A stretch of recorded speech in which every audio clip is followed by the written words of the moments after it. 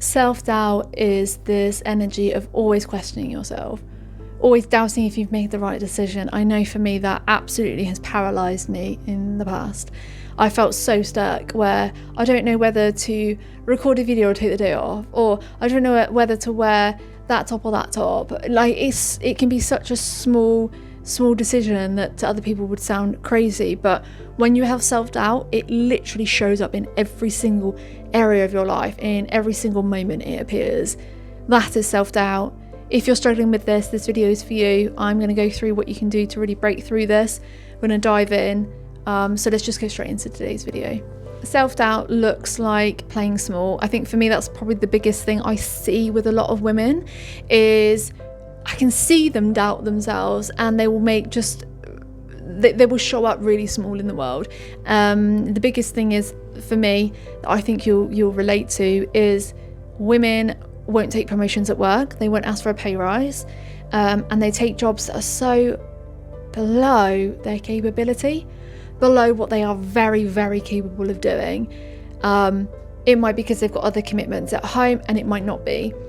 And I really see this an awful lot of, we downplay ourselves. Do you do that? That downplay energy. God, I'm just remembering it because it's like I can see it. I can see it in myself in the past. I see it in other women where they just downplay everything they think and feel. Where they speak up in a meeting and they'll say what they think. They'll give their ideas, and then they'll downplay that it wasn't their idea, it was somebody else's, and they'll let it like just fade away, instead of standing up and being bold and saying, no, that was my idea, yes, that's my idea, and really standing behind everything that they do. They play small, and they have smaller lives in that they won't go too far out of their comfort zone. Their comfort zone can be super small too, and very protective, and I really see that a lot. I then see a lot of procrastination and not wanting to push through, not wanting to do a bit more in order to go a bit further. Again, this can be at work. They don't want to do something else to get a bit further ahead, to go and have that conversation with somebody. They procrastinate instead of having a conversation with a boss or manager to ask for a pay rise. And it isn't even that the end goal is obviously always to get pay rise, right? But I know I'm using work again, but I just find it so, I think, easy for a lot of people to kind of relate to and can get. It isn't always that the end result is to get the pay rise. It's that you've asked. Men ask a lot. I don't think women do, in my experience. And I've been a senior manager. I've been a teacher. I've seen both male and females in the classroom, and I can tell you there's a big difference between the two in the way they behave. The young women will absolutely downplay what they can do, and if there's a bit of competition between the male and female in a classroom, the women will just surrender. They surrender, even though they are more capable. I know they are, and you can see they are. They'll surrender down.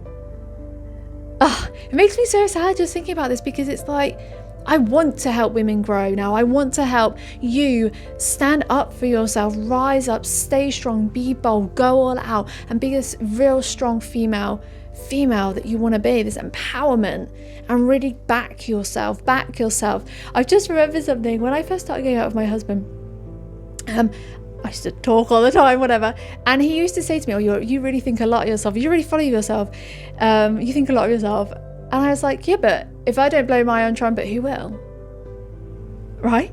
I'm going to say that again. If I don't blow my own trumpet of how great I am, who else will? Nobody is the answer. Nobody will. So why not do it for yourself, right? So this is what we're doing today, right? Let's move on to the next step. So the first thing with self-doubt is recognizing where it's come from, being really aware of how it's shown up in your life and where it's come in. I think for me, one of the key times I remember is my first ever job. I worked for a famous retailer, H&M, and I had this really, really good job at 16. It was amazing. It was really out of my comfort zone by far. I cannot tell you how far out of my comfort zone it was, but it boosted my confidence, and I felt amazing and I felt great. There was this one manager there who just didn't like me, and she ended up becoming the store manager, and anything I did she criticized. Even when I folded clothes a certain way and it looked really great, she didn't believe that I had done it. She didn't believe I had done it, as someone else had obviously done it. Do you know? And that really planted a seed for me in terms of my career of no matter what I do, I'm not good enough. It doesn't matter. They still won't believe that it's me that's done it. And that has come through my life. That has absolutely been this magic thread that's been going through amongst other things, but that's always been coming through. So I don't, have a look and find out what it is for you, being really aware of where it has come from and how it shows up in your life in any area. Just pick one area of your life. Where is it for you where you doubt yourself the most, and hone in on it and look back and think, where was I triggered? Where? I can guarantee, I can always bet it's going further back than you think. It isn't just something that happened really frequently or recently. It's going back, right? And something would have triggered you then that planted this seed, that then more information came in and this seed started to grow and grow, and then this is now what's inside you. So have a look back at your awareness and really think about, what is it that came up for me that made me doubt myself? Where did this come from? What happened? And just capture that time, capture that moment, not about blame, but just capture it and record it. I always like to write these things down so you've got it there on paper because you can face it. And then we're going to move on to the next step. We're now going to move from being in fear and from fear to empowerment, like I said, to start being this empowered woman. So start looking at what it was that came up for you that started all of this and changing the way you think about it. I love affirmations, and I think they work really, really well with your spiritual practice as an addition to spiritual practice. And to start using positive affirmations like, I am worthy, I am deserving, I deserve to be where I am today, I deserve to be further than this, I deserve to be on the next step. Whatever it is for you, start doing that every single day and incorporating that into your practice, and that will make a huge difference on where you go next in your life. You're then going to start taking action without overthinking. Chronic overthinker here. But this looks like going to the supermarket and buying a bottle of wine. Instead of procrastinating over which bottle to choose, do you like white, dry white? Just pick one and have it.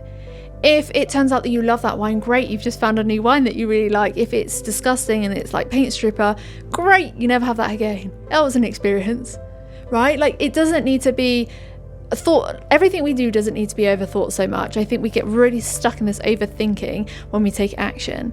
So just concentrate on taking action and not thinking about the action too much. I know, that sounds a bit contradictory, doesn't it? It sounded contradictory and I just said it. But just think about it.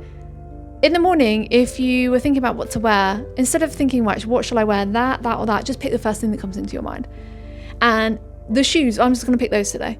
And just go with it, because that's going to help you start feeling more secure within yourself, start building up the self-trust, and you're going to feel like you can actually start to take more action. The self-doubt will start to disappear, and you can start to become more confident.